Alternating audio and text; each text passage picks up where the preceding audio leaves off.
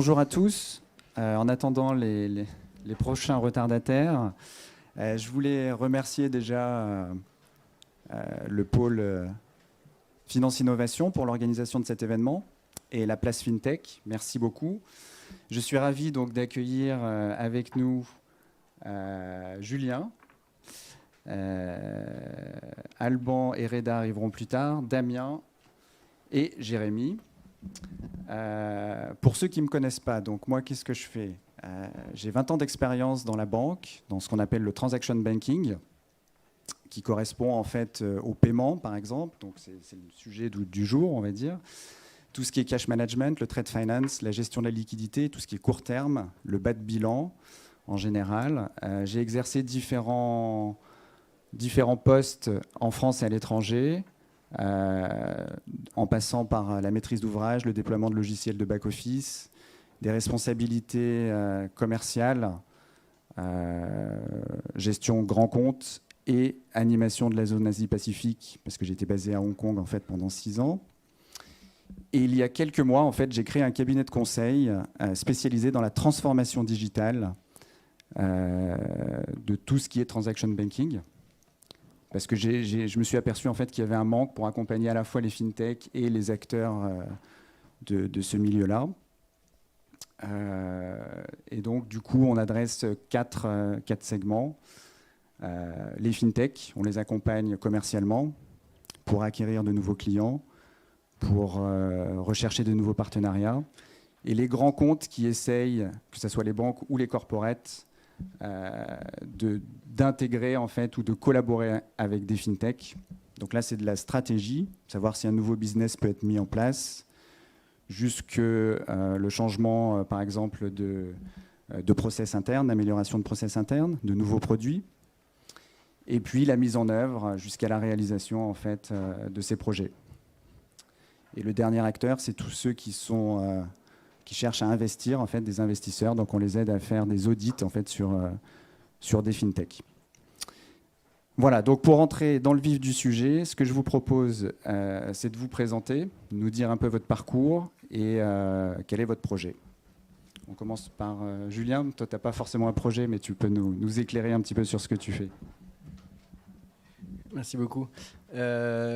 Donc Julien Maldonato, moi je suis un des associés du cabinet Deloitte, je le prononce à la française parce qu'historiquement c'est un Français qui l'avait créé il y a 200 ans sur des sujets qui étaient à l'époque que de l'expertise comptable et de l'audit. Un métier qui a changé et qui changera en particulier avec les sujets de crypto actifs qu'on évoquera. Même si beaucoup d'opérations du centre vont disparaître, notamment les contrôles et la supervision, la périphérie, elle sera importante, donc on reviendra sur ça.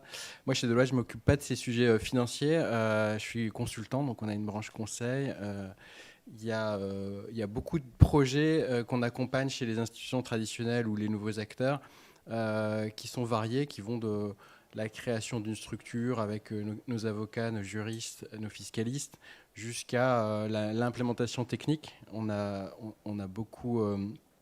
d'ingénieurs sur différents protocoles, on le verra, il y en a de plus en plus, qui aident à construire le futur de la finance décentralisée et des paiements en particulier, qui sont un des services essentiels pour faire tourner le système. On le verra, il y a pas mal d'amalgames en fait que j'espère on essaiera de dissiper. Mais voilà, sans faire plus long, moi je pourrais témoigner donc à la fois des projets qu'on réalise dans différents pays. La France n'est pas la plus en avance pour moderniser les systèmes financiers vers les systèmes du futur. Donc ces accompagnements seront riches d'enseignements, j'espère. Et puis on pourra aussi donner notre avis, puisque, comme je le dis, on a des métiers maintenant de certification autour de ces nouveaux actifs numériques, qui seront les unités de mesure des systèmes de transfert de valeur de l'Internet Web3 qu'on est en train de construire tous ensemble. Voilà, je ne vais pas être plus long. Bonjour à tous.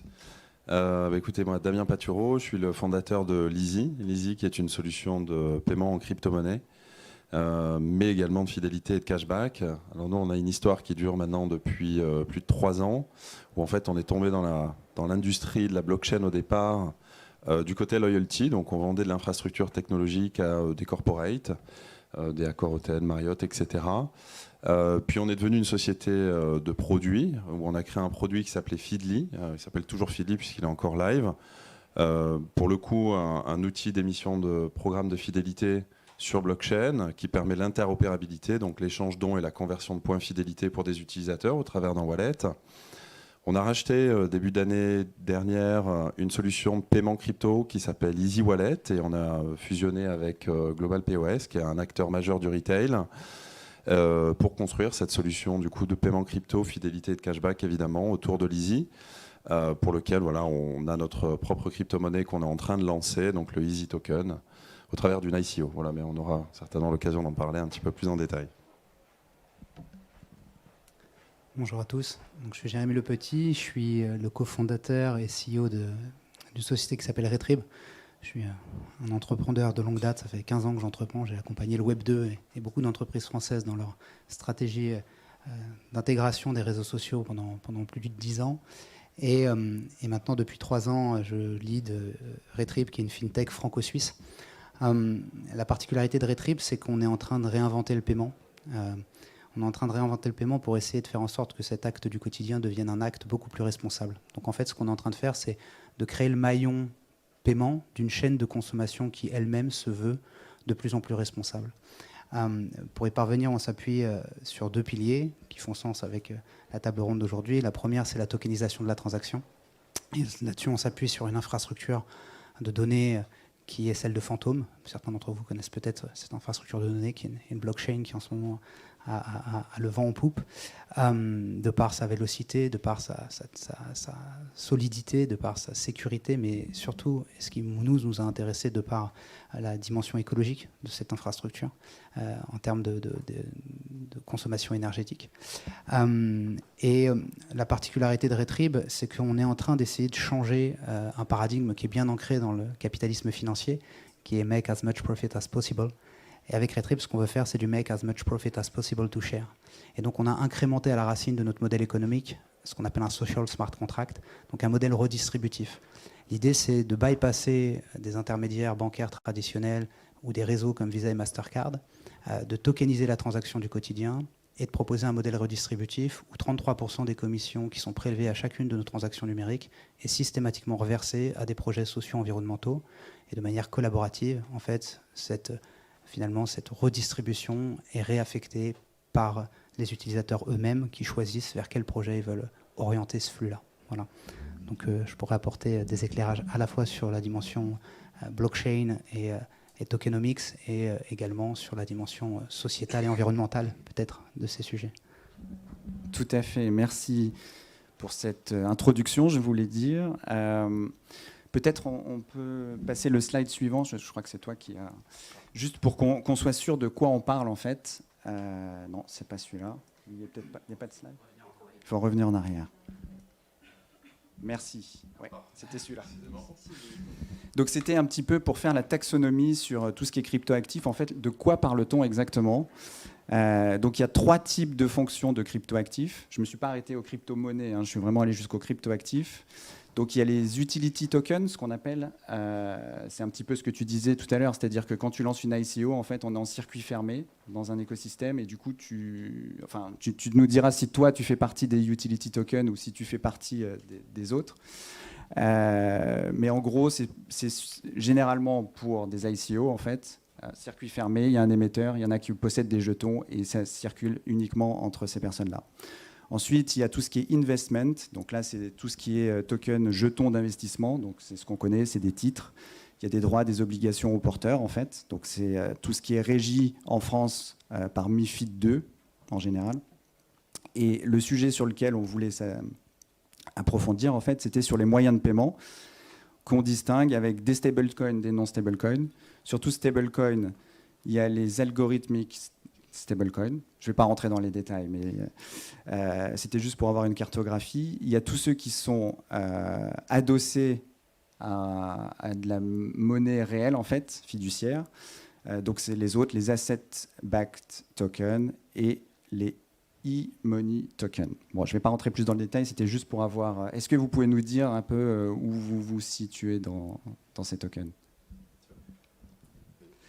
Moi, je me situe à la fois du côté du e-money token ou du stablecoin token, qui est l'asset qui sert finalement à la transaction. Et la particularité de ce token, c'est qu'il est collatéralisé à 100% sur la devise locale de l'utilisateur. En gros, le projet Retrib vise à être un bridge entre la crypto-économie, tout en la rendant seamless, donc tout en la rendant transparente, et l'économie conventionnelle, l'économie financière traditionnelle. Donc on a à la fois un schéma de flux on-chain qui sert au paiement du quotidien, qui nous permet d'assurer la transaction tout en bypassant des réseaux comme Visa et Mastercard, donc avec une transaction qui se fait en token, mais un token stable. Donc pour l'utilisateur, il n'y a pas d'effort de conversion, c'est toujours un token qui a la valeur de sa monnaie locale, parce que c'est une vraie friction qui peut exister. Je pense qu'on pourra en discuter avec Damien. Et à côté de ça, la particularité d'un stablecoin, c'est que, bien évidemment, ça intéresse assez peu les spéculateurs, puisqu'il n'a pas d'évolution, il n'a pas de variation sur son prix. À côté de ça, on a décentralisé une partie de notre processus de sélection des projets socio-environnementaux. Si on suit la trajectoire qui est celle qu'on a tracée, dans 5 ans, on pourrait être amené à donner 70 millions d'euros à des projets socio-environnementaux. S'il y a bien une chose que je ne sais pas, c'est où je serai dans 5 ans. Et j'ai aucune envie qu'un de mes directeurs RSE puisse dire à son cousin, bah tiens, il y a 70 millions à aller venir chercher, amène ta fondation. Donc on a décentralisé ce processus de gouvernance et on a donné du pouvoir à travers un token utility à une autre communauté pour décider les projets qui seront susceptibles d'être sélectionnés. Bien évidemment, ils sont rémunérés pour ça, comme un conseil d'administration qui se réunirait en plénière tous les 3 mois. Et du coup, on a créé un token utility. Et ce token utility nous a permis, comme il a une supply qui est fixe, donc une quantité qui est limitée, mais qu'il a une valeur qui est potentiellement variable et qu'on peut lui donner de la valeur tout au long de la vie du projet, eh ben, ça nous a permis de faire une ICO, le processus dans lequel Damien vient d'entrer, et d'aller lever 2,2 millions de dollars sur les marchés crypto pour financer le projet. Voilà. Donc on est à la fois utility sur un de nos assets et stable sur celui qui est en vase clos à l'intérieur de notre système de paiement. Du coup, nous, pour peut-être compléter, en tous les cas, nous, on a une vision un petit peu différente, notamment au travers du token qu'on est en train d'émettre, qui va être un token utility uniquement, basé majoritairement d'ailleurs sur du loyalty, de la fidélité, du cashback et de l'incentive rewards, donc avec du staking. Alors, je ne vais peut-être pas rentrer dans les mécanismes d'incentive, mais voilà, un pur utility token qui va nous permettre de booster notre communauté, en tout cas en donnant des avantages assez forts, aussi bien au niveau de l'engagement qu'au travers de l'usage, tout simplement.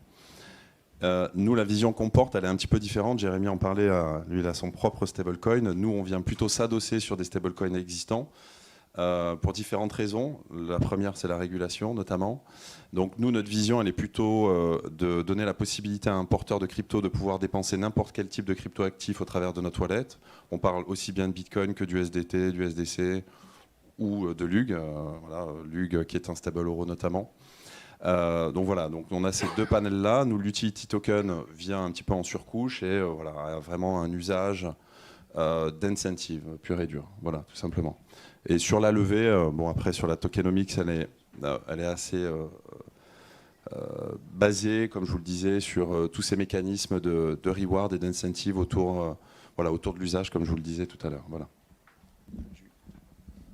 Merci. Ouais, moi, je voulais rajouter, essayer de synthétiser, parce qu'il y a beaucoup de concepts que tout le monde ne maîtrise pas totalement. Moi, je suis assez maximaliste et je pense qu'à terme, tout sera jetonisé et on reviendra du troc, en gros, pour faire simple. Parce que les systèmes d'échange pourront compter, parce que c'est ça qui compte, hein, l'unité de comptage, pourront compter et mettre à parité tout et n'importe quoi. Donc en attendant, il y aura plein de phases de transition. Une des phases de transition qu'on est en train de vivre, elle a besoin de donner à certains des références, notamment les références au monde d'aujourd'hui, qui est quand même en euros, une monnaie fiat qu'on manipule, nous les Européens. Quand on est passé à l'euro, vous vous souvenez, moi je ne sais pas vous, mais mes grands-parents, même mes parents ont longtemps compté en francs plutôt qu'en euros. Hein. On est un peu dans cette période où il va falloir se référencer, certains encore en francs. Il va falloir se trouver des références. Donc une invention qui est intéressante, qui est encore méconnue malheureusement de beaucoup de Français, c'est le jeton stable en euros. Et on aura lu tout à l'heure qui pourra en parler. Aujourd'hui, il est trop peu connu que beaucoup utilisent plutôt des stables en dollars.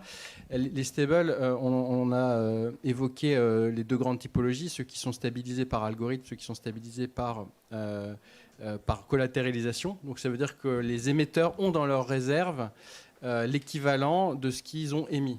C'est-à-dire s'ils ont émis $1, eh ben, ils ont $1 en réserve. Et là, il y a l'importance de notre métier d'audit qui entre en jeu, c'est-à-dire qu'on est chargé, nous, d'aller vérifier régulièrement que leur réserve est bien égale à ce qu'ils ont émis en jetons, pour tout simplement rassurer tout le monde. On est là pour apporter la certification que ce n'est pas de la monnaie de singe, elle est bien rattachée à un existant. L'existant, il est fort. Moi, je pense qu'à terme, on pourra se passer de cet existant qui a de moins en moins de valeur. Je rappelle qu'un euro d'aujourd'hui, c'est 1,40 € d'il y a 20 ans. Et je ne parle pas de l'inflation dollar qui aujourd'hui est de 8%. Donc dans 10 ans, celui qui a des dollars, il en aura l'équivalent de 2 fois moins, tout simplement. Donc cette fonte glaciale qu'il y a de nos monnaies fiduciaires, elle joue en la faveur d'autres unités de valeur, tout simplement, qui vont progressivement, elles l'ont déjà fait, mais prendre de l'essor parce qu'elles ont du sens. Derrière un jeton, tout le monde peut créer un jeton. Vous allez taper sur Google Maldonado Token. Moi, j'en ai créé plein sur plein de protocoles différents. Ils ne valent rien parce qu'ils n'ont pas de sens. Donc, il faut leur donner du sens. On revient à des circuits, à des usages, exactement. Mais en attendant, il y aura cette grande phase transitionnelle avant qu'on ait plein de jetons, plein d'usages avec des sous-jacents effectifs à valeur. En attendant, je trouve ça intéressant, ces stables, ces jetons stabilisés, à ce qu'on connaît, en tout cas ce que nos grands-parents connaissent, c'est la monnaie fiduciaire, la monnaie fiat, parce que nos commerçants acceptent plutôt encore ça, parce qu'il n'y a pas un cours légal qui les force à accepter autre chose, comme au Salvador ou dans d'autres pays avancés. Donc en attendant, le stablecoin, je trouve ça intéressant, notamment parce que ça nous fait travailler, nous les auditeurs, on va auditer les réserves. On audite aussi les stablecoins algorithmiques, parce que derrière algorithme, il y a un contrat, il y a des règles, et les règles, même si elles sont souvent très bien écrites par les communautés de développeurs, c'est bien aussi de rassurer tout le monde, les investisseurs, en disant on a quand même audité le code, et effectivement, il n'y a pas de porte cachée qui permettent aux premiers codeurs d'avoir quand même une petite commission à chaque usage. Donc voilà, on a, et on insiste, tous les instruments pour apporter la confiance, pas nous spécialement de Deloitte, on a dans ce monde de quoi avoir confiance dans le futur des paiements qui passera par les jetons. Merci pour cet éclairage. Ce que je voulais faire avec vous, c'était une sorte d'état des lieux en fait, des paiements en crypto. Donc on pourrait se baser par exemple sur le rapport ADAN KPMG qui a été publié au mois de février, qui nous rapporte en fait que 8% des Français utiliseraient de la crypto. Ce qui revient à dire quand même qu'en direct, aujourd'hui, vous savez, il y a 6% des Français qui détiennent en direct des actions. Donc ça voudrait dire qu'il y ait plus de personnes qui détiennent des cryptos que de personnes qui détiennent en direct des actions. Donc ça, je voulais vous laisser commenter après. Je vais faire différentes choses. Et du coup, d'après ce rapport également, 37% en fait, des Français envisagent d'investir en 2022 sur des cryptos. Donc c'est intéressant. Après, il y avait le rapport Flagship qui nous dit en fait qu'aujourd'hui, dans le monde entier, sur du e-commerce en B2B, des paiements en crypto, ça représente 6 milliards. Le e-commerce aujourd'hui représente 10 trilliards, c'est-à-dire 10 000 milliards, un peu plus de 10 000 milliards. Donc on est à 0,2% aujourd'hui. Je vous laisserai commenter pour voir un petit peu quel est votre ressenti et comment vous voyez les choses. Et on voit aujourd'hui que c'est certaines verticales qui sont adressées. C'est surtout le jeu, tout ce qui est amusement, on va dire, en général, et quelques services très spécifiques, comment mettre un VPN, enfin des choses très, très spécifiques aujourd'hui. eBay vient d'annoncer qu'ils allaient autoriser des paiements en fait, sur leur site en crypto, notamment pour les NFT. On voit l'essor des NFT. Les GAFAM, on voit qu'ils essayent de rentrer, Visa, Mastercard, il y a un vrai engouement. La gig economy, c'est-à-dire les indépendants qui cherchent à se faire payer aujourd'hui, de plus en plus vont se faire payer en crypto. Moi, j'ai déjà eu des demandes pour me faire payer en crypto. Et puis, je voulais aussi, plus dans le monde B2B, rappeler en fait que JP Morgan en fait, avait, avec Siemens, fait des virements de trésorerie en USDT, en fait, équivalent. Et voilà, et je voulais avoir un peu avec vous, quelle était votre vision, qu'est-ce que vous en pensez, quelle est la maturité du marché, voilà. Qui veut commencer ? On partage un peu la même chose, puisque nous, on est dans l'écosystème depuis alors, pas mal de temps, enfin 3 à 4 ans dans l'écosystème blockchain est égal à peu près 10 ans, ça va tellement vite. Il y a, ne serait-ce que quand on voit la progression des NFT du métaverse sur les 6 derniers mois, c'est juste dingue. Donc tout va tellement vite. Moi, en fait, il faut comparer en fait, ce qui se passe aujourd'hui au niveau de la crypto et globalement de l'usage avec cette fameuse courbe qui nous montre en fait, un petit peu l'évangélisation qui est en cours. Et en fait, ce qui se passe aujourd'hui dans notre écosystème crypto, blockchain, etc., c'est exactement ce qui s'est passé dans les années 2000 avec l'arrivée d'Internet notamment. Et ça a beaucoup de sens. Il y a 3 ans, on nous prenait pour des extraterrestres. Aujourd'hui, le paradoxe, c'est que les marques viennent à nous pour des services autour du paiement, mais aussi de la feed, par exemple. Il y a 6 mois en arrière, on avait des commerçants, tu parlais des commerçants indépendants notamment. Les commerçants indépendants, il y a 6 mois, voulaient être reversés systématiquement lors d'un paiement en crypto en euros, donc dans la devise locale. Aujourd'hui, on a une demande qui est « j'aimerais pouvoir porter moi aussi des cryptos en tant que commerçant ». Et ça repique avec aussi ce qui se passe aux États-Unis notamment, avec des boîtes comme Tesla, MicroStrategy, qui aujourd'hui, dans les flux de trésorerie, intègrent des cryptos en assets pour pouvoir aussi maximiser en fait, leur flux de trésorerie. Voilà. Donc, il se passe quelque chose qui est assez dingue. Tu parlais des 8% en effet. Moi, je mettrais en perspective la courbe qu'on connaît aujourd'hui sur l'adoption en fait, des cryptoactifs. Donc il se passe vraiment quelque chose de très profond en ce moment sur tout cet écosystème. Tu parlais des GAFAM tout à l'heure. Je pense que même si Facebook est très décrié, il a été, quand il a lancé Libra, et d'ailleurs il a permis d'évangéliser quand même beaucoup le marché sur beaucoup de choses. Maintenant le métaverse, c'est aussi grâce à Facebook qu'aujourd'hui on parle beaucoup de métaverse, parce que Facebook a décidé de rentrer dedans finalement.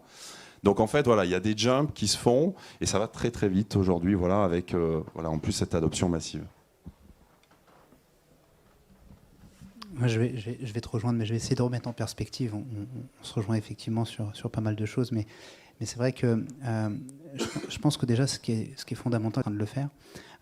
Par contre, quand on parle de la crypto, ce qui est intéressant, c'est de mettre en perspective finalement ces chiffres. C'est de se dire, OK, n'oublions pas qu'il y a une énorme bulle spéculative autour de cet environnement. Tant mieux, elle nous profite.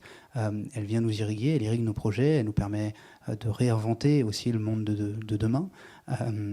Et dans certains cas de figure aussi, elle le réinvente en plus mal. Il ne faut pas se leurrer. Il y a aussi beaucoup de projets qui sont portés avec des intentions qui sont loin d'être louables dans cet univers.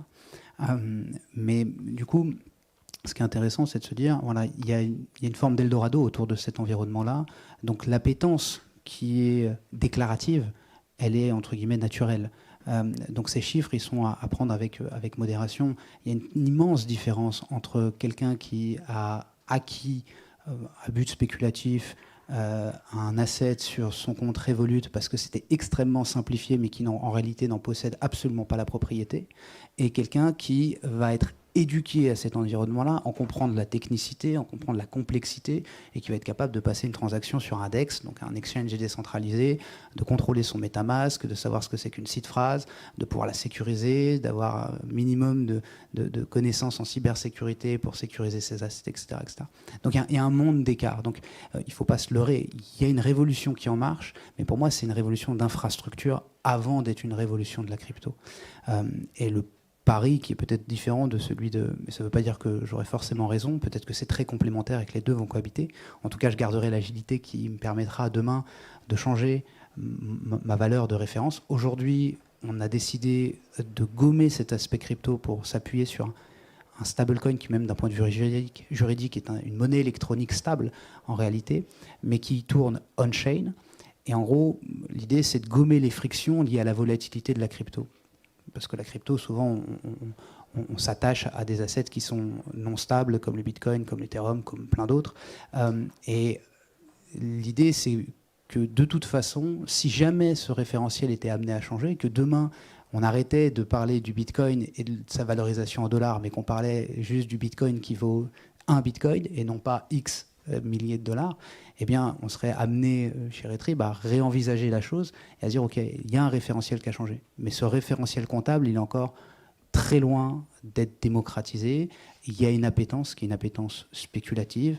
Et je pense que beaucoup de mes petits camarades dans cet écosystème devraient garder en tête que ce qui irrigue nos projets, ce qui nous permet de faire des ICO, ce qui nous permet d'avoir des valorisations qui sont parfois complètement délirantes dans cet écosystème, c'est de l'argent qui a été printé par les banques centrales.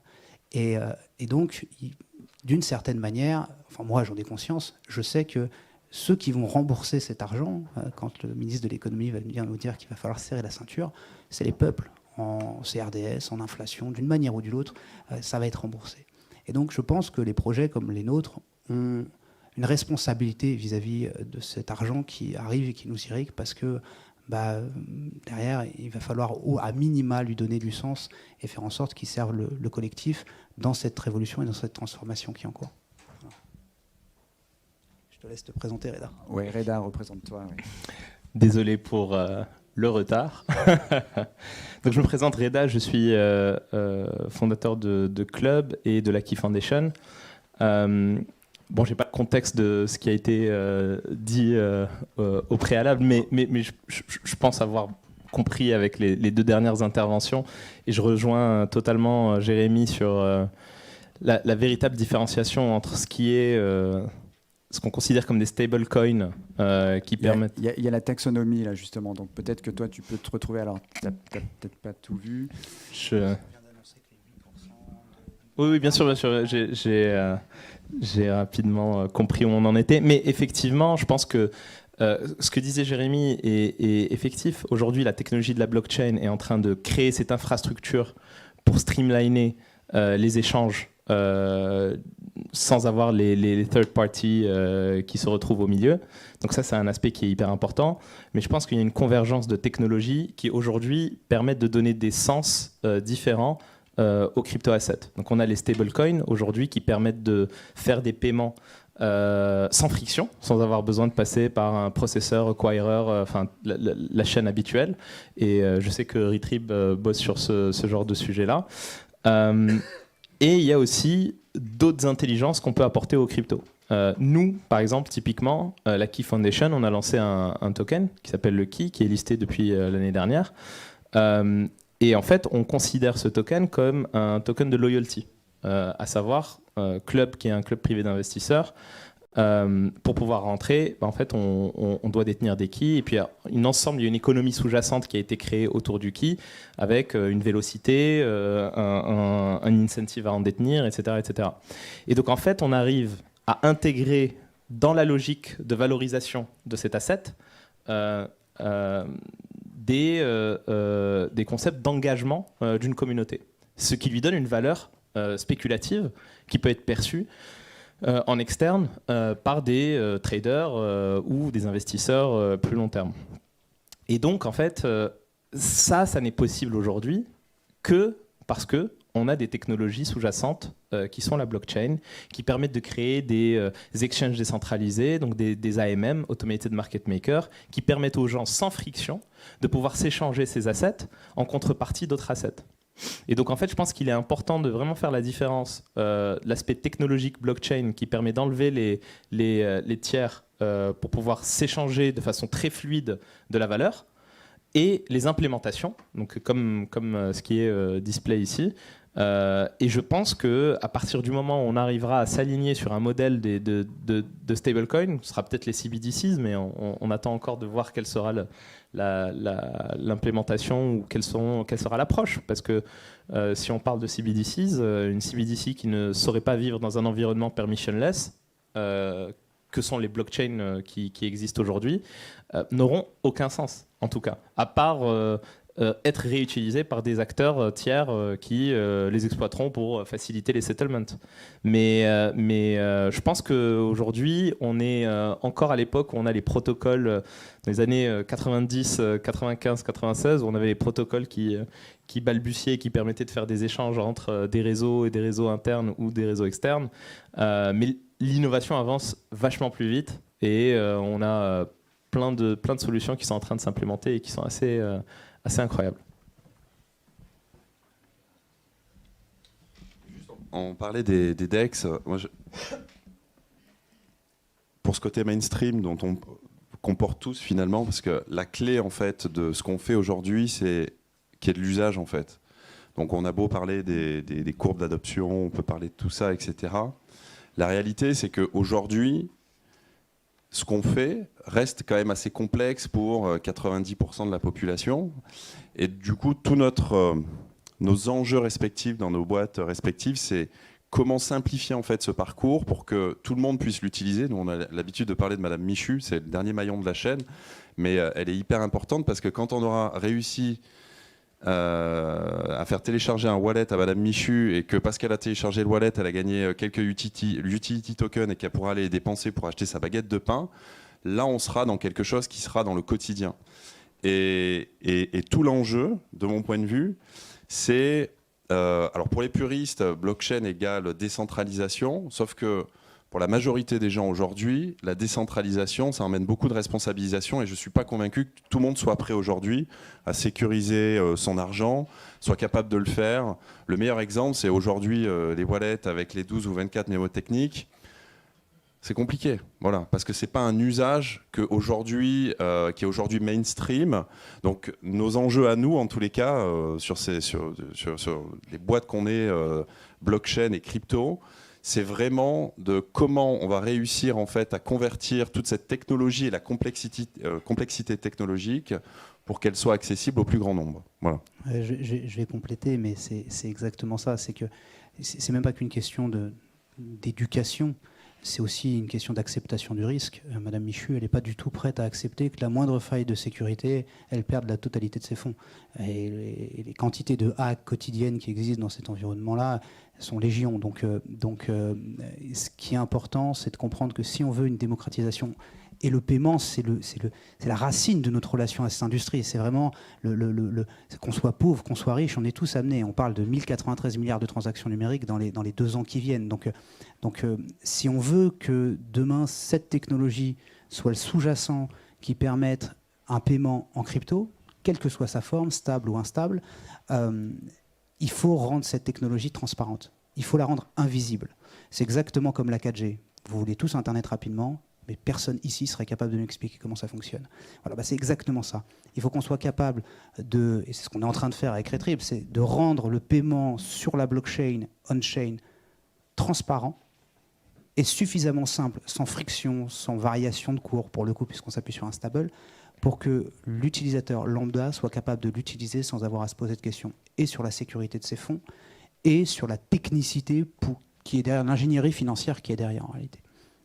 Et du coup, ça pose une question très intéressante. Enfin, je ne sais pas si on a le temps de continuer sur ça, mais si, il faut savoir que nous tous, on est en train de créer une industrie qui a été construite par des anarchistes. Et ça, c'est quand même assez incroyable. Et le dernier exemple en date, c'est une blockchain qui s'appelle Juno, qui s'est lancée en octobre et qui aujourd'hui est capitalisée 5 à 6 milliards. Je vous encourage à aller regarder. Il y a un scandale incroyable parce que lors de la mise en place des règles de distribution des tokens qui ont été données gratuitement, 93% des tokens ont été distribués gratuitement à la communauté sur la base de certaines règles. Et en fait, il s'est avéré qu'il y avait dans ces règles-là des règles de distribution en fonction du nombre de wallets qu'une personne détenait sur une autre blockchain. Mais il s'est avéré qu'il y avait une personne qui avait 50 wallets et cette personne-là était un fonds qui détenait des assets pour des tiers. Et elle s'est retrouvée du jour au lendemain avec 11% des tokens de cette blockchain-là. Et donc, on parle d'une blockchain qui a été lancée de façon communautaire, avec une communauté. Quand ce fonds a regroupé tous les tokens dans un seul wallet, ça a lancé des alertes et la communauté a essayé de lancer une proposition de gouvernance pour lui enlever ses tokens. La première proposition n'est pas passée. Donc les gens se sont dit c'est unfair de faire une chose pareille, ces assets appartiennent forcément à un groupe de gens. Sauf que depuis quelques semaines, ce fonds a commencé à vendre. Il y a eu une nouvelle proposal pour lui enlever ses tokens. On parle de 100 millions de dollars de tokens que la communauté souhaite déposséder ce fonds. Enfin, c'est incroyable. Et en fait, on parle d'une market cap de 5-6 milliards avec une communauté Bon, c'est la justice de la foule, parce qu'il y a quand même un vote de gouvernance, mais on peut manipuler cette foule pour prendre la décision qu'on souhaite plus ou moins en fonction de la couverture médiatique qu'on arrive à obtenir. Et donc, c'est là où je reviens sur ce que disait Jérémy, c'est quelle est la sécurité qu'on peut garantir aux détenteurs d'assets sur une blockchain dont le modèle de gouvernance ou l'immutabilité ne permettent pas forcément de protéger les détenteurs de ces assets. Moi, je me mets à la place des gens qui détiennent ces assets à travers ce fonds-là, ils doivent être en panique totale. Parce que c'est comme la révolution bolchevique. C'est la communauté qui dit « Ah, vous êtes en train de vendre des assets, vous faites baisser le cours, on va vous retirer vos assets. » Qui est protégé dans ces cas-là? Et donc, c'est pour ça que je pense que ça passe aussi par l'innovation technologique et par des modules de gouvernance qui permettent de définir des règles automatisées avec une constitution de qu'est-ce qui se passe si, par exemple, quelqu'un se fait voler ses fonds. On devrait pouvoir rollback la transaction et on devrait pouvoir, de façon, à travers le protocole, redonner les fonds à une personne si on arrive à avoir un tribunal et des éléments qui sont mis en avant pour étayer le fait que cette personne a été dépossédée de ses fonds, etc. etc. Mais c'est pour ça que je dis qu'il faut se rendre compte qu'aujourd'hui, on est au balbutiement de cette technologie, qu'on est tous en train de construire une économie qui aujourd'hui pèse 1700 milliards de dollars sur des MVP. C'est juste qu'on n'a pas eu le temps de construire technologiquement des modules qui permettent de faire des rollbacks, parce que c'est dur. Voilà. C'est comme quand on développe un logiciel, pour qu'il n'y ait pas cette feature, on n'a pas eu le temps de la développer. Techniquement, tu peux, ça dépend en fait de la nature de ton token, ça dépend de la manière avec laquelle tu utilises la blockchain sous-jacente. Typiquement, dans le cas de figure de Retrib, nous, on a la possibilité de le faire parce que le StableTrib, donc le token natif du paiement à l'intérieur de notre écosystème, est encapsulé à l'intérieur de notre écosystème. Il ne circule pas en dehors. Donc, notre token de paiement, il est enfermé à l'intérieur de notre réseau. Et quelqu'un qui arriverait à le sortir ne pourrait rien en faire parce qu'il n'est pas listé sur un exchange. En plus, il est stable, donc ça n'a aucune valeur intrinsèque autre que la capacité de payer avec. Et en plus de ça, c'est un token permissionné sur lequel Retrib a la main. Mais c'est bien ce que je dis. Toi, ce que tu as fait, c'est un hotfix. C'est ça. Techniquement, d'un point de vue le génie logiciel, c'est on n'a pas envie de se faire chier avec un module de gouvernance qui fait du rollback. Viens, on permet à personne de faire ce qu'il a envie de faire et c'est nous qui décidons. Mais c'est une solution. Oui. Et si on a envie de faire de la liquidité sans frontières, en fait, on ne peut pas être dans des environnements permissionnés. Mais si on a envie d'être dans des environnements permissionneless, il faut qu'on puisse garantir aux gens la sécurité de leurs fonds. Merci. Je pense que vous avez introduit ma question suivante, en fait. J'aimerais qu'on liste un peu les avantages et les freins, justement, de l'adoption des paiements en crypto. Donc, on comprend que c'est instantané. On comprend que c'est traçable, non répudiable, irrévocable, a priori. Enfin, c'est ça que tu mettais en doute, justement. Ça dépend de la gouvernance. Voilà, ça dépend de la gouvernance. Donc, justement, c'est ça qui est intéressant, en fait. Les frais, a priori, des transactions sont faibles, a priori. Il n'y a pas d'intermédiaire, et ça, c'est vraiment l'avantage qu'on voit. Il y a la liberté. A priori, il n'y a pas de censure, c'est-à-dire que... Ça dépend de la gouvernance. Voilà, non, exactement. On revient toujours. Tu peux avoir des intermédiaires. Le plus souvent, d'ailleurs, tu as une réintermédiation. En réalité, c'est rare que à part l'échange en peer-to-peer, dès lors que tu as du service, tu as une réintermédiation. C'est juste que tu as une réintermédiation qui, en général, bypass une chaîne d'intermédiaires plus complexe. C'est plus à ça que je voyais, notamment dans le paiement, où on passe par la banque. Si on prend l'exemple d'une transaction par carte bleue standard, pour être très simple et factuel, à chaque fois que je vais payer une pomme chez un commerçant, déjà, je veux qu'elle soit biologique, je veux qu'elle soit sans OGM, et j'aimerais que le commerçant... Casino, prenons Casino parce qu'il y a de Yarloug, s'engage à rémunérer correctement le producteur. Ça, c'est le what, c'est l'achat responsable que je vais réaliser. À chacune de mes transactions, il va y avoir 3 intermédiaires qui vont prendre une commission. Ma banque, la banque du commerçant qui va centraliser la commission et qui va aussi rémunérer le réseau Visa et Mastercard. Les réseaux Visa et Mastercard sont ceux qui prennent le moins sur cette commission interbancaire, mais comme c'est un duopole, ils prennent sur toutes les commissions. Visa, c'est 16 milliards de dollars de bénéfices, de chiffre d'affaires sur 2021, et c'est, je crois, 12 milliards à peu près de marge brute. Donc, voilà, donc, ça à chacune des transactions. En passant par un système blockchain, on peut bypasser Visa et Mastercard, mais surtout on peut déposséder les banques de la rente financière que génère le paiement et ne les utiliser que pour ce qu'elles sont, c'est-à-dire un système de flux interbancaire, et donc les utiliser à travers du virement SEPA. Et ce qu'on fait avec Retrib, nous, c'est qu'on utilise on-chain le paiement du quotidien via un token. Le commerçant, lui, il est payé off-chain par un batch, un seul et unique virement SEPA qui lui arrive directement sur son compte en banque, sur lequel il a l'intégralité du détail des transactions. Et le virement SEPA coûte beaucoup moins cher qu'une transaction CB. Mais encore une fois, voilà, tu l'as dit à juste titre, hein, tout dépend de la gouvernance et de comment tu as construit en fait, ton infrastructure, sur quoi ça se repose, et les mécanismes de flux que tu as mis en place pour que ce soit le plus fluide et sécure pour ton commerçant, le cas échéant, puisqu'on parle du commerçant, mais aussi de ton utilisateur. Nous, la vision qu'on porte, elle est assez tranchée pour toutes les cryptos du moment. Donc voilà, et encore une fois, je reboucle avec ce fameux décentralisation égale responsabilisation. De notre point de vue, le marché n'est pas mûr pour ça aujourd'hui. Et du coup, tout ce qu'on construit est basé, et d'ailleurs chez toi aussi, sur comment on va faciliter cette expérience utilisateur pour qu'en fait, elle soit la plus seamless, voilà, qu'il n'y ait aucune friction autour de tout ça et que ce soit simple et lisible. Parce que franchement, quand on n'est vraiment pas initié, on n'y comprend rien. Il faut être clair. Merci. Alors, on m'annonce qu'il va bientôt falloir conclure, malheureusement, parce que j'avais encore plein de questions, hein, notamment l'adoption de Mika. On l'a échappé belle quand même, là. Vous voulez un petit commentaire quand même là-dessus avant de conclure après sur vraiment comment vous voyez le futur et répondre à la question. Enfin, tu as déjà un petit peu commencé, Julien, tout à l'heure. Mais vas-y, réponds déjà sur Mika. Ouais, juste sur Mika, mais juste sur un volet de fond, peut-être sur les protocoles aujourd'hui qui existent. Le Proof of Work, qui est le protocole initial de minage de Bitcoin, a quand même beaucoup changé, puisque tout ce qu'on voit sur les 4, 5, peut-être pas, mais 3, 4 dernières années, tous les derniers protocoles qui sont sortis aujourd'hui sont sur des Proof of Stake. Certains sont même sur du pur Proof of Stake, je pense à Algorand notamment, qui a des émissions de carbone négatives. Tezos l'est, je crois que Phantom l'est aussi, Cosmos aussi. Donc en fait, de voir en fait...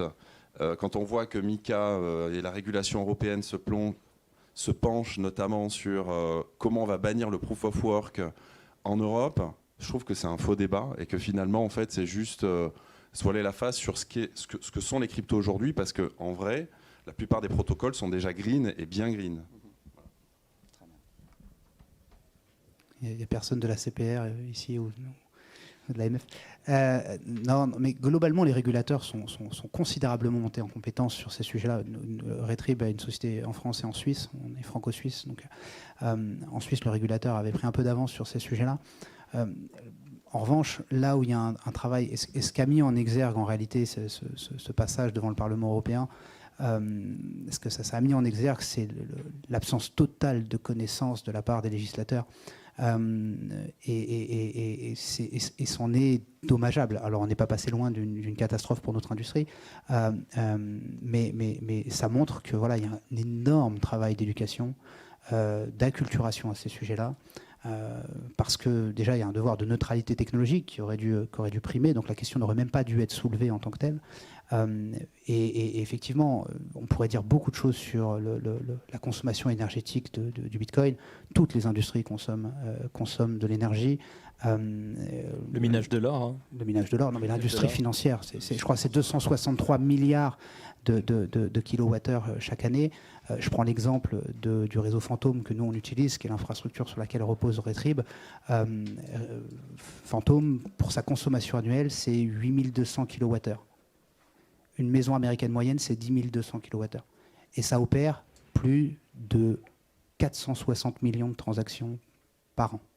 Donc on est sur quelque chose qui relève du dogme, avec une intention qui, en réalité, masque une intention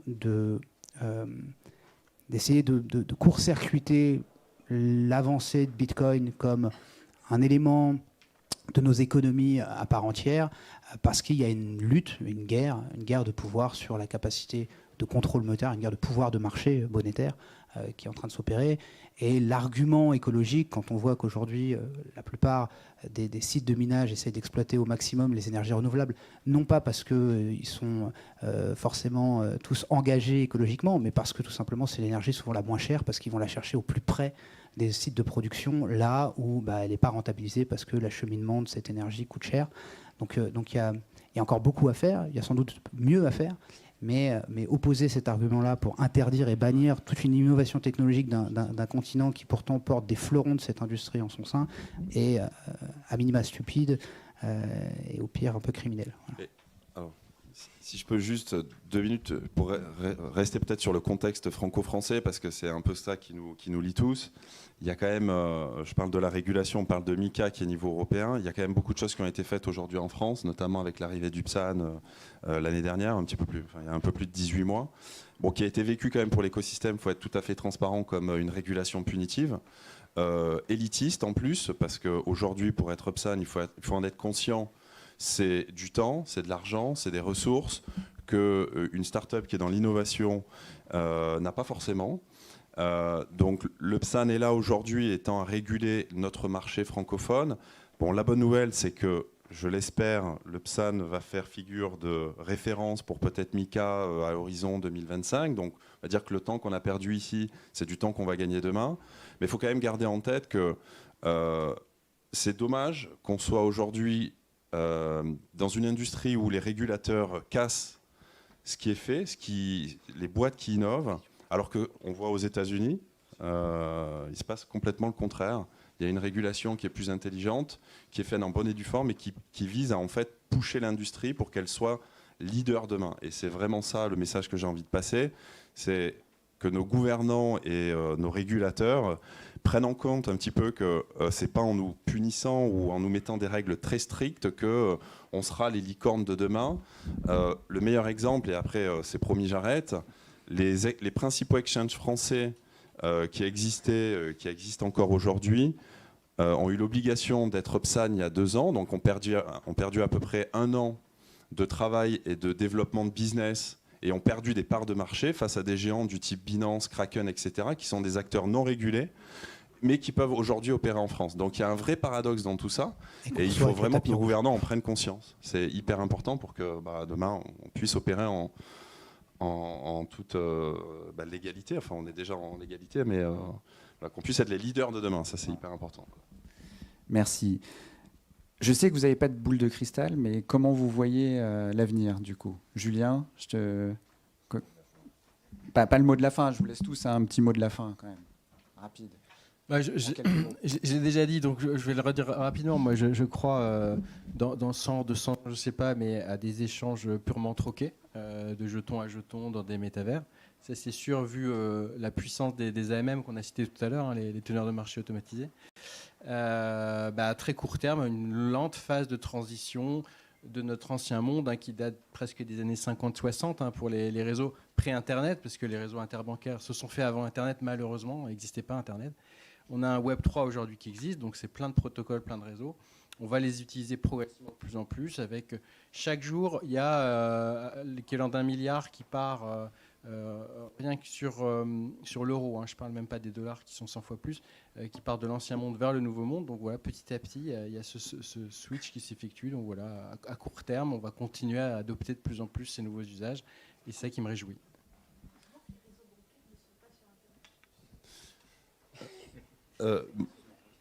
Moi, du coup, je ne veux pas confronter les deux mondes. Voilà. Au contraire, je pense que c'est 2 mondes qui peuvent cohabiter ensemble, au contraire, et qui peuvent du coup s'aider mutuellement. La finance d'aujourd'hui n'est pas parfaite, on l'a vu, elle a généré de nombreuses crises. Mais aujourd'hui, si on veut qu'il y ait un usage quand même maximal de ce qu'on fait, qu'il y ait une vraie évangélisation, j'en parle beaucoup depuis tout à l'heure, c'est vraiment de trouver un petit peu la clé pour rapprocher en fait cet ancien monde avec ce nouveau monde, parce que de toute façon, cet ancien monde va devoir arriver dans cette nouvelle économie qui est le Web 3. Voilà, je vois une cohabitation arriver quand même à court terme, avec des modèles qui seront certainement hybrides dans un premier temps, pour peut-être des modèles beaucoup plus tranchés à terme. Je ne vais pas redire ce qui a été dit, sur lequel je suis assez aligné. Ce que je viendrais juste rajouter en complément, et ce que je trouve moi formidable avec ce qu'on est en train de faire et avec finalement ce nouveau monde qui est en train de s'ouvrir, c'est que ça pousse les gens à s'éduquer financièrement. C'est un sujet de fond que tous les acteurs de l'industrie soit ont essayé de porter, soit pour un certain nombre ont essayé aussi de débrancher, de masquer, parce qu'il ne faut pas se leurrer, hein, le résultat de cette ignorance financière de la plupart des gens, elle est liée aussi au fait qu'on a essayé de les déposséder de cette propriété-là. Aujourd'hui, ce que je vois et ce que j'observe, c'est que quand il y a un discours de la Fed, c'est plus suivi que certains matchs de foot de Ligue des Champions. Et je vois des gens qui apprennent à maîtriser leurs assets, qui apprennent à maîtriser les espaces d'échange. Et ça, je trouve ça extrêmement intéressant et passionnant, parce que les nouvelles générations vont reprendre possession finalement de cet outil qu'est la finance. Et ça, je pense que c'est probablement une des très belles promesses de cette industrie. Je suis hyper aligné avec ce que Julien a dit. Moi, je pense qu'on tend vers une hyper-financiarisation du monde. Et paradoxalement, on va tendre vers un monde de troc, d'asset to asset, mais tout simplement parce que tout est financiarisé. Et donc, il y a une convergence des technologies entre la blockchain, la crypto et aujourd'hui ce qu'on appelle le métaverse, mais qui est juste en fait une implémentation de la réalité virtuelle et la connexion de la possibilité d'avoir de la scarcity grâce à la blockchain et de la valeur grâce à la crypto. Mais je pense qu'on tend vers un monde où une partie de notre vie économique et notre statut s'implémentera dans les métaverses. Je pense qu'il va y avoir 10 à 15% de la population qui travaillera dans le métaverse, dans le divertissement. Et qu'en fait, le symptôme de ça, c'est effectivement la spéculation sur les assets qui sont utilisés dans cet écosystème. Et je pense qu'on est vraiment au tout début, et que effectivement la technologie blockchain qui permet de streamliner tous ces flux va nous faire tendre vers cette utopie ou dystopie. En fait, tout dépend de comment on voit les choses. Merci.